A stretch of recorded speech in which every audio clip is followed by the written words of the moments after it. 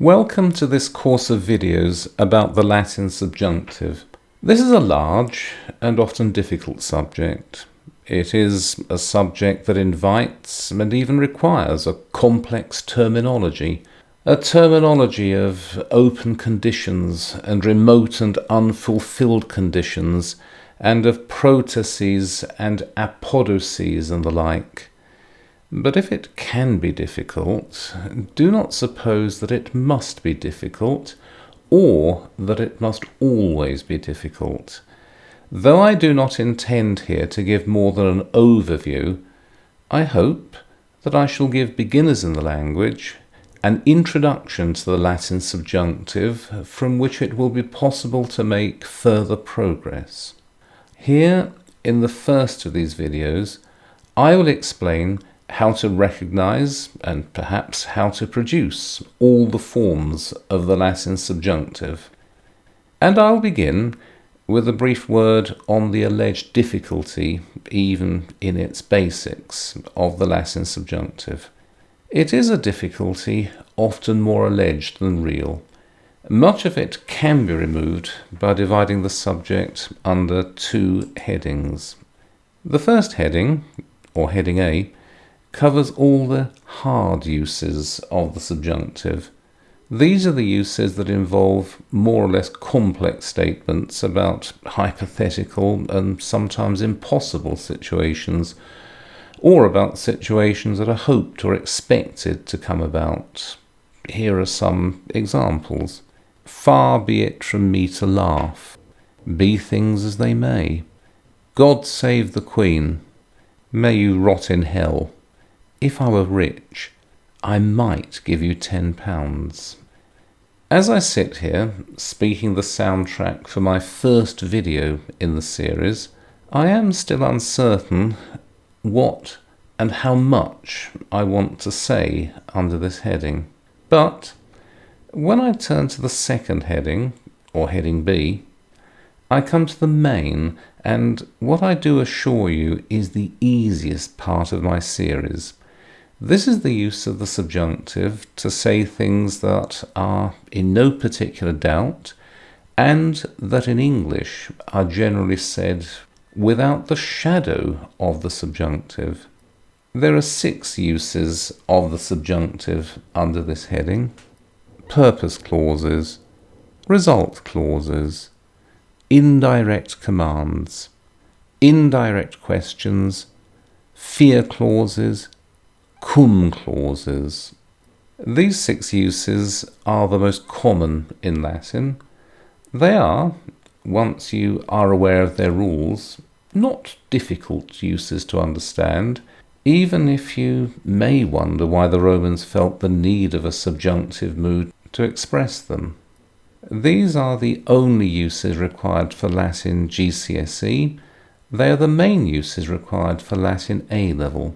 It is these generally straightforward uses that I propose to discuss in most of the videos in this series. If you have watched my earlier video series on the Latin tenses, this table will be familiar to you. It tries to explain patterns in the construction of the present tense by leaving aside what we know about the historical development of Latin and looking at the language as it presents itself to us. We therefore take a Latin verb in the present tense as a cluster of elements, which I have in this table colour-coded. We have the red part, which is the root, and the root is the abstract idea of the verb. In this particular example, port, carry. The red part, or the root, is the basic idea of carrying. It doesn't say who is carrying or when this act of carrying took place. It is simply the act of carrying. You have the blue part, or the personal ending. This shows who is doing the action of the verb. Porto, I carry. Portas, you, singular, carry. Portat, he, she, it carries, etc. The orangey part is the connecting vowel. This serves no grammatical function as such. You can take it instead as the convenient glue that connects the root to the personal ending. And we need this glue, or perhaps we need this lubrication, because if you try to say any of these particular forms of the verb without a connecting vowel, you'll find yourself with a set of ugly and variously unpronounceable sounds. That is the present tense, and I'm showing it here so that we can see the construction of the present subjunctive. To move from the indicative or normal present tense to the present subjunctive, we need to make two changes. The first is we need to make some changes to the blue personal endings of the verb. If you look at this table, you'll see that these changes are not substantial. Indeed, the only change that needs to be made is the first person singular, the I part, which changes from O to M. Since that happens in the imperfect tense of the indicative mood, you will not regard this as any kind of revolutionary transformation. But here it is. Here is the table that shows the change of the personal endings of the verb as it moves from the present indicative to the present subjunctive. We now come to a set of somewhat more troublesome changes. Here again is a table showing the present indicative. Above this table you see how the connecting vowels change in each particular conjugation. You'll see that in the first conjugation, or porto type verbs, the A of the indicative mood turns to E for the subjunctive, and you'll see the changes in the other three main conjugations. E in monotype verbs to EA, I in decotype verbs to A, and I in audiotype verbs to IA. Let us see how this works. Look at that. Porto becomes portem. Notice that the I part of the verb, or the first person singular, acquires the same connecting vowel as all the other parts of the verb, and is then followed by M. So porto becomes portem. Let's follow this through. Let's follow this down the table. Portas becomes portes. Portat becomes portet. Portamus becomes portemus. Portatis, portetis. Portant, portent. An obvious, or at least a potential difficulty here, is that the present subjunctive of porto type verbs is identical to the present indicative of monotype verbs. You'll notice other possibilities for confusion as we move across the table. My answer here, and in every other instance of a possible confusion, is that whenever you learn a verb, you must also learn into which conjugation it goes. That is the advice I gave in my other course on the Latin tenses when possible confusions emerged between the present tense in one conjugation and the future tense in another conjugation. So it is here. So long as you know into which conjugation every particular Latin verb goes, you will avoid, or at least you will minimize, any confusion. Let us move to the second conjugation, or monotype verbs. Moneo becomes moniam. But I don't think I need to follow this down as I did with porto type verbs. Have a look at the changes for yourself. Have a look at these changes before I make them, and have a look after I've made them.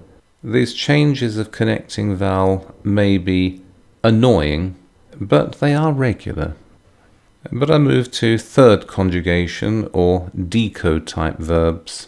Notice how deco, I speak, turns to decam, I may speak, or whatever translation you give for the subjunctive form. Again, once you get below the I part or the first person singular, decas, decat, decamus, decatis, decant, it does look exactly like a first conjugation or a Porto type present indicative. But again, learn your conjugations. Yes, there are some parts of Latin grammar, indeed there are some parts of the grammar of any language, which you do not strictly need to memorize. You don't need to read the contents of those tables into your head.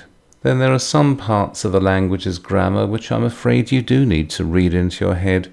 The Latin conjugations come into that category of grammatical features which I'm afraid you must put into your head. There is no shortcut unless you take the slightly long route of learning your tables of verbs. I'm afraid there is the potential, indeed there is the strong probability of getting indicatives and subjunctives muddled up, indeed of getting indicatives and subjunctives and indicative futures muddled up. So do learn into which conjugation any particular Latin verb goes, and you will avoid, or at least minimize, this potential for confusion. I move to the last conjugation, or the fourth conjugation, or audio type verbs. Here is the transformation of I for the connecting vowel to IA, all very regular, not likely to be confused for anything else, though confusions of any kind are always possible. But there is the present subjunctive. I turn to the imperfect subjunctive. Here I'll pause for a few seconds and let you check this for yourself. Is there a more wonderfully simple or regular construction of any mood or tense in the Latin language? Look at this. For the imperfect subjunctive, you take the present infinitive, and to this you add the subjunctive personal endings. Portare becomes portarem. Monere becomes monerem. Dicere becomes dicerem. Audire becomes audirem. You will have no trouble recognizing this. You will have no trouble producing this if you wish to translate from English into Latin. And this, together with the pluperfect, is the most common subjunctive tense in the Latin language. Be glad of that. Here is the perfect tense of the subjunctive, a little harder. It comprises the perfect stem of the verb, to which is added something that looks a bit like the future tense of sum, or something that is very close to the personal endings for the indicative future perfect tense. The perfect tense of the subjunctive is not as easy as the imperfect tense, perhaps a little easier than the present tense, but it isn't seen very often. Even so, you need to know it. Here is the pluperfect tense of the subjunctive, and again, it's wonderfully simple and wonderfully regular. You take the perfect infinitive, portavisse, to have carried. To this, you add the personal endings for the subjunctive. Portavisse becomes portavissem. And so it continues across all the other conjugations. If you are watching this series of videos on the subjunctive, I think it reasonable to assume that you have learned the perfect infinitive in Latin. If you haven't, though, bear in mind that the pluperfect subjunctive has isse before the personal endings, and that will give you the pluperfect tense of the Latin subjunctive. The present tense of the subjunctive is a bit of a nuisance. You have those vowel transformations which can lead to confusions. The perfect tense is not much of a nuisance. It's just that there are new endings of which you need to be aware. But look at the imperfect and pluperfect subjunctive. Look at them. Portarem, portares, portavissem, portavisses, and so on across the whole table of the conjugations. Those are, I'll repeat, wonderfully simple and wonderfully regular. These are the most common subjunctives that you will encounter, and these are the only subjunctives you need to know for Latin at GCSE. I will make these tables available to you, and I hope that you will take the trouble to learn them, or at least to keep them in a convenient place so that you can use them as often as you feel necessary. Then, last of all, we have the subjunctive forms of sum, the verb to be, a very important verb in the Latin language, a very important verb in all the Indo-European languages that I know. A verb that is very important in Latin because it is the main auxiliary verb. Here is the present tense of the subjunctive mood. Notice that while in the indicative sum is irregular, sum es est, sumus estis sunt. Here in the subjunctive it becomes very regular against itself at least, insofar as the root changes to si. Sim, sis, sit. Simus, sitis, sint. You'll see that a lot. Not often by itself, but you'll see it as an auxiliary. Here is the imperfect. Nothing unusual there, as long as you remember that the infinitive of sum is esse. It is the verb that doesn't have re in its present infinitive. But once you accept that the infinitive is esse, the formation of the imperfect subjunctive becomes entirely predictable and regular. You'll see that one as well. You'll probably see that one more often than you see the present tense. The perfect.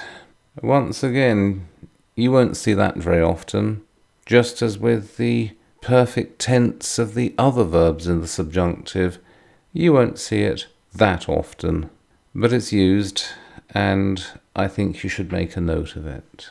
Notice that the root changes to fu, but then it does that in the indicative, so what's new? Pluperfect, fuissem, fuisses, fuisset, fuissemus, fuissetis, fuissent. You'll see that a fair bit. Not as often perhaps as the imperfect, and once you get used to the independent subjunctive, you'll see the present a fair bit. You won't see the pluperfect subjunctive of sum very often, not at least once you've learned about the independent use of the subjunctive, in which the present plays a large part, but you'll see the pluperfect a great deal less often than the imperfect. However, there are the four subjunctive tenses of the verb sum. It is an important verb. I do advise you to pay attention to it. That advice may extend to learning it by heart, or at the very least to being aware of its existence and some of the facts of its formation. And this is the end of my first video in the series. Thank you very much for watching.